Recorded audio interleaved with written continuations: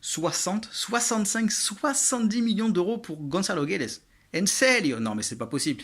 Un but ne fait pas une saison. Alors, le but contre Séville était exceptionnel, ça a fait le tour du monde, mais c'est pas ça qui a fait la saison de Gonzalo Guedes. Guedes, il était bon 3 mois, les 3 premiers mois de Liga. Ensuite, il s'est blessé et la phase retour a été beaucoup plus compliquée pour lui, à la fois physiquement et aussi il est un peu trop prévisible donc dans ses dribbles et bon les défenseurs de Liga ont vite pris le pli de ses crochets et de ses feintes. Donc voilà, c'est un joueur qui a besoin de jouer, il le sait. Il avait un moment important de sa carrière, il a été titulaire lors de la Coupe du Monde avec le Portugal, donc il sait qu'il a besoin de rythme et de montrer qu'il peut progresser. Et Marcelino est très bon pour faire progresser les jeunes. Maintenant, est-ce que Peter Lim va tout faire pour le signer? C'est beaucoup moins sûr, parce que Valence a déjà Daniel Vaz, Denis Cherichev et Francis Coquelin côté gauche. Donc il n'y a pas une obligation de le signer. Après, qualitativement, ce serait formidable pour le club. Mais entre 35 et 45 millions d'euros avec un pourcentage à la revente de 15-20% pour le PSG, ce serait un deal totalement acceptable pour les deux entités, les deux clubs et le joueur. Parce que Guedes ne va pas jouer avec le PSG, il ne faut pas se leurrer là-dessus. Et Valence, finalement, le temps joue pour Valence s'il veut absolument avoir le joueur, parce que même si on se met dans l'optique du mercato d'hiver, le prix va baisser et Gonzalo Guedes ne va pas jouer pendant 3 ou 4 mois. On le sait, il y a déjà Neymar et Mbappé, donc au mieux, il va gratter des bouts de match, il n'aura pas vraiment l'occasion de se montrer, chose qu'il aura à Valence, parce que même si à gauche il y a 3 joueurs, le seul ailier réellement, c'est Denis Cherichev, et il se blesse énormément. Donc si Marcino va avoir un joueur, une sorte de flèche, pour aller vers l'avant, Gonzalo Guedes fait l'affaire. Mais est-ce que Peter Lim doit absolument le signer avant le 31 août? Je ne pense pas. Et surtout, pas à des tarifs trop élevés, parce que Valence a déjà l'habitude de surpayer les transferts depuis quelques années. On pense à Rodrigo Morino, à Santimina, à Abdenour, qui a vraiment été un flop absolu. Donc non, Peter Lim doit juste attendre et payer le bon prix pour son club et pour rentrer dans les clous du FPF, parce que ça pend au nez de Valence depuis plusieurs saisons. Bonjour. Alors, pour ma part, est-ce que Valence doit tout faire pour garder Guedes, Gonzalo Guedes? Je pense que oui. C'est déjà parce que sportivement, c'est très important, parce que Valence n'a pas grand monde à mettre à gauche pour l'instant. Le recrutement a été quand même construit sur le fait que Guedes allait venir.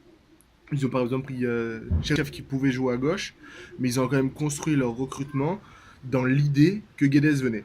En plus, bah voilà, ils sont bloqués maintenant, c'est compliqué de faire des affaires.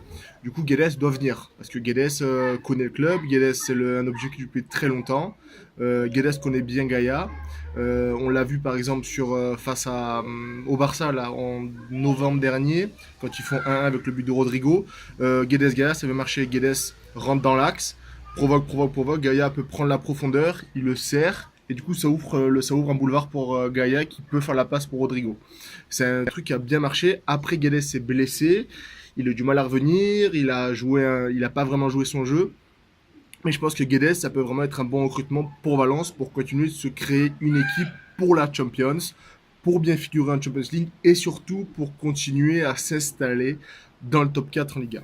Donc pour moi, Valence maintenant est obligé de tout faire pour prendre Guedes. Salut à tous. Alors moi je pense que Valence doit tout faire pour aller au bout dans ce dossier Guedes. Pourquoi? Parce que déjà toutes les conditions sont réunies pour que ça se fasse. C'est-à-dire que le joueur veut rester à Valence, enfin veut revenir à Valence plutôt. À Valence, tout le monde veut qu'il continue l'aventure du côté de Mestalla. Et troisièmement, le PSG semble vendeur. En plus, c'est un joueur qui connaît déjà l'équipe, il connaît ses coéquipiers, il connaît Marcelino, il connaît la ville, il connaît le club. Donc a priori, il n'aurait pas besoin de période d'adaptation, contrairement à d'autres recrues qui ne seraient donc pas opérationnelles tout de suite. Alors c'est vrai que l'argument financier, il existe, 40 millions c'est beaucoup, surtout pour un club comme Valence, qui ne les a pas forcément dans ses caisses aujourd'hui. Mais pour une fois, j'ai envie de faire confiance à la direction de Valence. Voilà, ça travaille plutôt bien cet été. Matteo Alemann, le directeur général de l'équipe, sait ce qu'il fait. Et ensuite, 40 millions finalement pour un joueur qui certes a été un peu irrégulier en deuxième partie de saison, mais qui marque, qui débloque des situations, qui fait des différences devant. Finalement, c'est pas si cher que ça, parce qu'aujourd'hui, ce type de profil se paie très cher sur le marché. Et d'ailleurs, en termes de qualité-prix, je ne sais pas qui a de mieux de disponible aujourd'hui, sachant qu'en plus, le marché anglais est fermé et le marché italien est fermé. Donc ça réduit déjà la marge de manœuvre. Pour moi, il n'y a pas de doute, Valence doit tout faire pour que Guedes continue au moins une saison supplémentaire. Le seul risque qu'il peut y avoir, c'est éventuellement que Valence fonce tête baissée dessus, sans préparer de plan B, et que le 31 août au soir, le Portugais ne soit pas là, et qu'il n'y ait pas de plan B.